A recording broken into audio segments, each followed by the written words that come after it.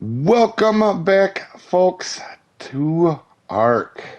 I'm Soopa-Dave, and with our new series beginning very soon when Ark Ascended comes out for us here on console with the new series, I figured I'd do a little bit of a backstory or lore to Ark.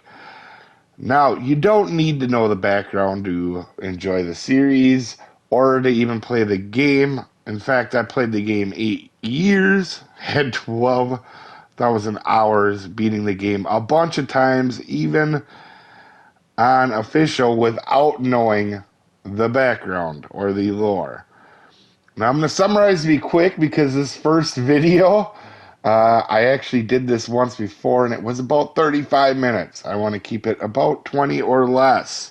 So this is going to be super summarized. It's not going to have every little detail in it, but it's going to give you a pretty good idea about Ark. And just to be clear, there is a lot of different versions of the story of Ark. Mine is coming straight from the Ark Wiki and what I have read on notes through the years of playing the game. So, let's get started. Somewhere in the near future, humans discover a resource named element on Earth.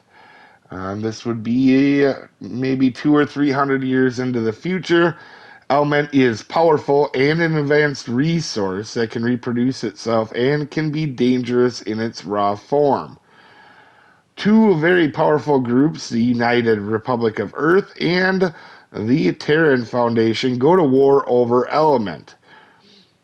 The powerful element-based weapons start to turn an already polluted and resource-dwindling Earth uninhabitable. And the element corruption continues to spread, causing corrupted creatures and titans, also known as kaiju, folks. Both groups begin working together on Project Genesis. The United Republic of Earth starts the Ark project to build arks to help repopulate Earth if it becomes habitable once again. And the Terran Foundation, or Federation, starts to build the colony ship to find a different habitable planet. So once they figured out they started to wreck the world, they got together on that project before it was too late, but it ended up basically being too late.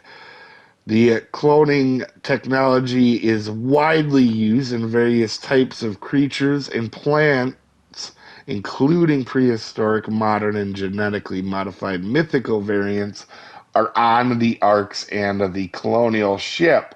So to break this down real quick for you guys, a lot of the maps are arks, and for the most part, Genesis 1 and 2 maps are the based off of the colonial ship Terran Federation side of stuff.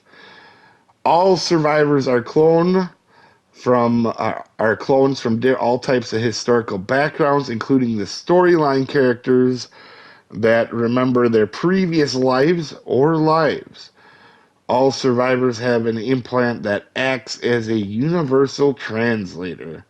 Homunduses are humans that have ascended and become almost godlike in some ways. They can be present in multiple places at one time, having near perfect knowledge of the universe, and after a while, Homunduses fade away from existence. Now, as we start into the characters, I want to be very clear. I am leaving a little bit out so that it doesn't ruin the game for people that haven't played the game before. So as we get into characters here, we're going to start with Santiago Camacho. And for Arc 2, he will be called Santiago da Costa for some reason. He's originally a Terran Federation member that excels at making element weapons. Most of the weapons used in the war were made by Santiago. and he was originally killed in towards the end of the war. He also has been on a lot of the maps, including Aberration, Extinction, Gen 2, and he will be in Arc 2. So he doesn't play as much of a factor in Arc 1 or Arc Ascended, but I mean, he does play a big role in the scheme of things because he'll be in Arc 2 on that fact. Santiago's projects include, but not limited to, the Gateway Project on Aberration and the mechs on Extinction, and most of the tech weapons in the game. Now, Helena Walker, or Helena Walker, I always pronounce that wrong, present day biologist from Australia, cloned on the island, Scorched Earth, Aberration, and Extinction. So she's on a lot of her storyline is a lot of the maps, and she's a main protagonist who ascends to become a Homo Deus before completing her mission to figure out what is all going on with the Ark and the Genesis Project in general. And she continues to help other survivors once becoming Homo Deus to actually help continue her mission. Helena also has, over time, gotten strong enough to resurrect players by using the Ark cloning chambers. This is why when you go ahead and play, this is how a player continues to be able to respawn after death. Before fading away, right around the beginning of Gen 1 or right before, she creates a program called HNLA with her likeness to continue helping guide survivors. The last character we're going to be talking about is Edmund Rockwell. Originally, he's an 1800s London chemist. He starts out just as Helena, as a survivor curious about the Ark. He actually becomes Helena's best friend in the beginning and her mentor as well, being that they're both scientists. He then becomes fascinated by Element's power, and it corrupts him where he starts deceiving people, and it turns him into a power-hungry main antagonist trying to take over the universe. In fact, he even goes ahead as far as injecting himself with raw element, which turns him into a monster. Now, that storyline is where the survivor takes over. And now we're going to talk about the maps. We're not going to get too far into them because that is a rabbit hole that can take hours and hours. But here we go. So the arcs were created to hopefully repopulate a somewhat habitable Earth down the road. They were obviously made by the United Republic of Earth. That was their game plan. It was the arc to train creatures and survivors to when Earth is good to go again. The arcs use different types of challenges between the arcs and different bosses to help train, or try to get the survivors more advanced. And the Center, Ragnarok, Valguero, Crystal Isles, Lost Island, and Fjordor arcs have little to no effect on the storyline. They are just different arcs to help test survivors. And an interesting side note, they are all fan-based real people creating them maps in the game, added them in. The main storyline maps are actually Island, Scorched Earth, Aberration, Extinction, and both Genesis maps, and those are the ones we're going to talk about mostly. The island map, in which most people actually start their journey as a survivor, is the oldest known arc, and the first one brought out in the game.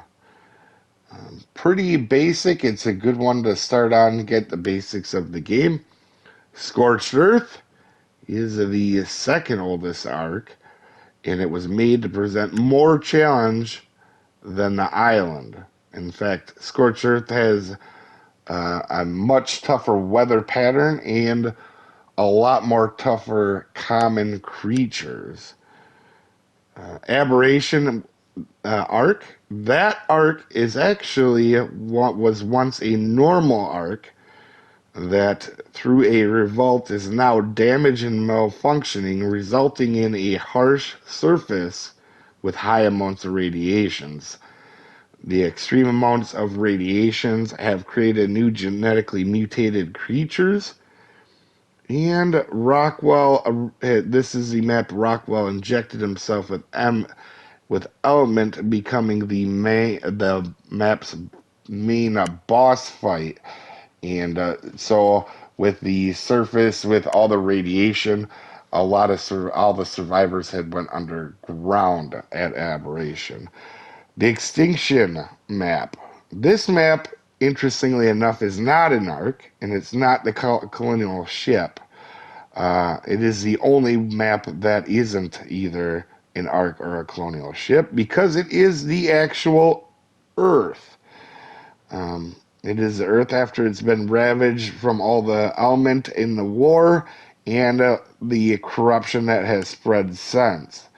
There is a main town in it called Sanctuary, which helped to build the original arcs. Outside of the city, there are tons of corrupted creatures that are aggressive and have a very hive-minded mentality. The corruption has led to the creation of Titans, arguably the most difficult bosses in the game. Gen 1. This is actually a simulation for the survivors who are cryo-frozen on the colony ship. So the colony ship is actually going to find a habitable planet, and in the meantime, all these survivors are cryo-frozen and run through a simulation like the Matrix, so that it kind of keeps their skills up. The survivors in the simulation have to complete mission to fight Rockwell's digital form, who is hacked into the simulation, called the Master Controller. Now, for the Gen 2 map, this map is actually the colony ship, and it is looking for ARAT, a habitable planet, and the ship has essentially been taken over by Rockwell. Big surprise, he's kind of a dick.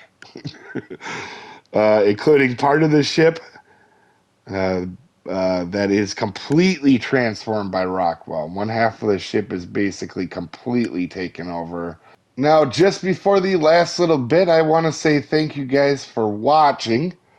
And if you are interested in the series, make sure you subscribe. I don't ever talk about that. And I put a lot of work into this video, about 40 hours of work, and this was all done on a PS5, including the editing. So this next little part is a very cool beginning to arc when a survivor joins. So here you go, folks.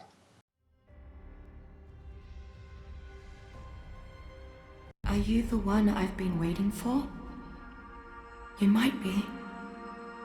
I hope so. It's been so many cycles since I was her. Do I even still remember Hope? I wasn't sure you'd ever turn up. The odds just kept getting longer. I guess I've been losing faith, while they've been gaining power. You have to reach me. Everything depends on your survival. Master this world. Make allies of its many creatures. Grow your strength and skill. Explore this place like I did so long ago. put the pieces together and find me, Survivor. You may be the only one who can.